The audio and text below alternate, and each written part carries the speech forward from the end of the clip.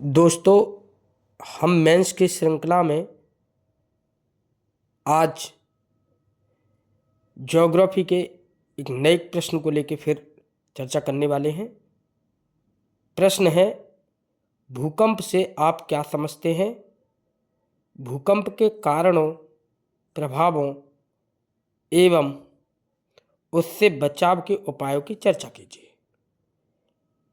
इस प्रश्न को हमें मेंस के लिए लिखना है और किस तरीके से ये इसका उत्तर लिखा जाएगा तो वो मैं ABC पॉइंट करके लिखता हूँ। उसी आधार पे हम फिर आज बात करेंगे।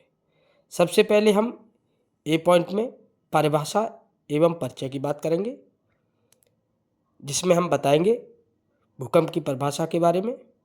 जैसे हमने लिखा है, भूकंप भूपटल की कंपन अथवा लहर है जो धरातल के नीचे अथवा ऊपर चट्टानों के लचीलेपन या गुरुत्वाकर्षण की समस्थिति में क्षणिक अवस्था में होने के कारण उत्पन्न होती है।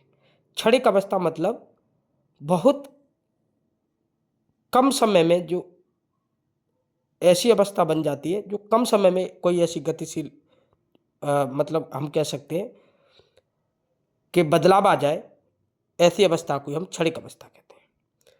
तो ये हमारी परिभाषा हो गई। और नीचे हमने की पॉइंट कुछ लिखे हैं कि भूकंप क्या है। तो भूकंप के बारे में हमने लिखा है, प्रत्येक घंटे कहीं ना कहीं भूकंप आते हैं। एक तो ये की पॉइंट आप लिखेंगे। दूसरा लिखेंगे आप, 50 से 100 किलोमीटर की गहराई में भूकंप उत्पन्न होते हैं। भूकंपीय तरंगें उद्गम केंद्र से सभी दिशाओं में चलती हैं। तो ये बात आपको ध्यान रखनी है। एक तो हमारी बात ये हो गई। दूसरा, हम B पॉइंट में जो हमने बात करी थी कि भूकंप से आप क्या समझते हैं, ये तो हमारी बात खत्म हो गई। अब बात करेंगे हम भूकंप के कारणों को। तो B पॉइंट में मैंने उसके कारणों को बताया। तो देखिए, भूकंप के कारणों में आप देखोगे कि भूकंप किन कारणों से आ सकते हैं, तो उन पे हम चर्चा कर रहे हैं। सबसे पहले भूकंप जो है ज्वालामुखी विस्फोट के कारण आ सकते हैं। एक कारण इसका पृथ्वी की चट्टानों की सिकुड़न के कारण भी भूकंप आ जाता है। और पृथ्वी के अंदर वलन या भ्रसन जब पड़ते हैं तो उसके कारण भी भूकंप आ सकता है। आपने एक चैप्टर पढ़ा होगा ज्योग्राफी में, बहिर्जात बल और अंतर्जात बल, उसमें वलन और भ्रसन की बात होती है। तो अगर पृथ्वी के अंदर वलन पड़ जाए या कहीं चटकन पैदा हो जाए, उसके कारण भी भूकंप आ सकते हैं। अगला कारण बांधों का निर्माण, और एक मानव जनित भी कारण माना जाता है। जैसे हम परमाणु परीक्षण जब करते हैं या परमाणु विस्फोट करते हैं, उसके कारण भी भूकंप आ जाता है। अगले की पॉइंट में आप देखोगे कि भूकंप के वितरण जो है उसके बारे में भी अक्सर पेपर में पूछा जाता है। तो वितरण को लेकर आप ध्यान रखिएगा कि वितरण में आप देखोगे कहाँ कहाँ पर भूकंपीय पेटी हैं, उन पे हम बात कर रहे हैं। सबसे पहले प्रशांत महासागरीय पेटी, प्रशांत महासागर में भूकंप देखने को मिलते हैं। मध्य महाद्वीपीय पेटी में भूकंप देखने को मिलते हैं और मध्य महासागरीय कटक वाले क्षेत्र में भी भूकंप देखने को आप मिलते हैं। तो आप ये भूकंप के कारणों की चर्चा कर सकते हैं।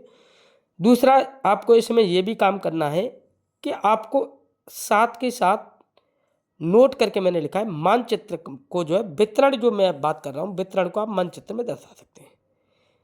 तो हमें B पॉइंट में ये बात करनी है। कृष्णा एजुकेशन ग्रुप आपके लिए मेंस के लिए लगातार अपनी मेंस के क्वेश्चन की फॉर्म जो है फ्रेमिंग करता है। आप उसको लाइक, शेयर एंड सब्सक्राइब भी कर सकते हैं। आपको अगर चीज़ें अच्छी लगती हैं तो हमारी जो है अगला पॉइंट हम बात करने वाले हैं इसमें प्रभाव को लेकर। तो देखिए, C पॉइंट में मैं बात कर रहा हूँ प्रभावों की। प्रभाव आपको देखने को मिलेंगे भूकंप के, या तो वो नकारात्मक प्रभाव हो सकते हैं या सकारात्मक प्रभाव हो सकते हैं। जब नकारात्मक प्रभाव भूकंप के होंगे, क्योंकि हमारे प्रश्न में उसमें प्रभावों की भी चर्चा करनी है, ये भी लिखा हुआ है। तो प्रभाव में आप देखेंगे जब नकारात्मक प्रभाव होंगे तो उससे क्या होगा, और सकारात्मक प्रभाव होंगे तो उससे क्या होगा। तो देखिए, नकारात्मक प्रभाव में एक तो व्यापक जनधन की क्षति हो जाएगी। दूसरा, नदियां जो बहती हैं उन नदियों के मार्ग में परिवर्तन आ जाएगा। भूकंप जब आता है तो भूस्खलन जैसी स्थिति हो जाती है, मिट्टी का नीचे की तरफ धंसाव हो जाएगा, भूस्खलन होना शुरू हो जाता है। ये तो हो गए नकारात्मक प्रभाव। ऐसे ही आप देखेंगे सकारात्मक प्रभावों में, तो सकारात्मक प्रभावों में हमें भूगर्भीय ज्ञान की प्राप्ति हो जाती है, ये बहुत इंपॉर्टेंट है। दूसरा, कुछ स्थलाकृतियाँ का निर्माण भी हो जाता है। अगर मान लीजिए कोई भाग नीचे की तरफ धंस गया, उसमें वर्षा का पानी इकट्ठा होने लगा, तो झीलों का निर्माण हो गया, तो ये सकारात्मक प्रभाव में आएगा। खनिज पदार्थों की भी प्राप्ति हो जाती है, तो ये भी आपको ध्यान रखना है। अगला डी पॉइंट है, उसके बचने के उपाय क्या है, वो भी पेपर मैंने पूछा है। तो बचने के उपाय में आप क्या क्या कर सकते हैं, भूकंप रोधी मकानों का निर्माण करा सकते हैं, और जो पर्वतीय क्षेत्र जो होते हैं उनमें आप हल्के मकानों का निर्माण कर सकते हैं। ये बचाव का कारण एक ये भी माना जाता है। पूर्व सूचना प्रणाली के विकास पर ध्यान देना चाहिए हमें, और आपदा प्रबंधन तकनीक का विकास के बारे में भी कार्य करना चाहिए। तो ये बचाव के कारण या बचने के उपाय हो गए। बाद में आप निष्कर्ष में लिख देंगे। निष्कर्ष में आप लिखेंगे, यह एक व्यापक प्रभावकारी घटना है जो मानव को कई अर्थों में प्रभावित करती है। तो इस तरीके से आपका ये पूरा प्रश्न तैयार होता है, रेडी होता है। हमारे द्वारा जो भी मेंस के क्वेश्चनों की फ्रेमिंग चल रही है लगातार, आपको अगर हेल्प मिल रही है तो कृपया करके कृष्णा एजुकेशन ग्रुप को अधिक से अधिक जो है सब्सक्राइब करें, शेयर भी करें, और अपने साथी सदस्यों को मेंस में हेल्प मिल सके उनको बार बार अपने माध्यम से प्रेषित करें, क्योंकि हमारा कार्य ही, हम लोगों का जो आपके उद्देश्य ही है कि किस तरीके से आपका पेपर निकलना चाहिए, और लगातार हमारा ये कार्य चल रहा है। बहुत बहुत धन्यवाद आप लोगों का। Thank you very much.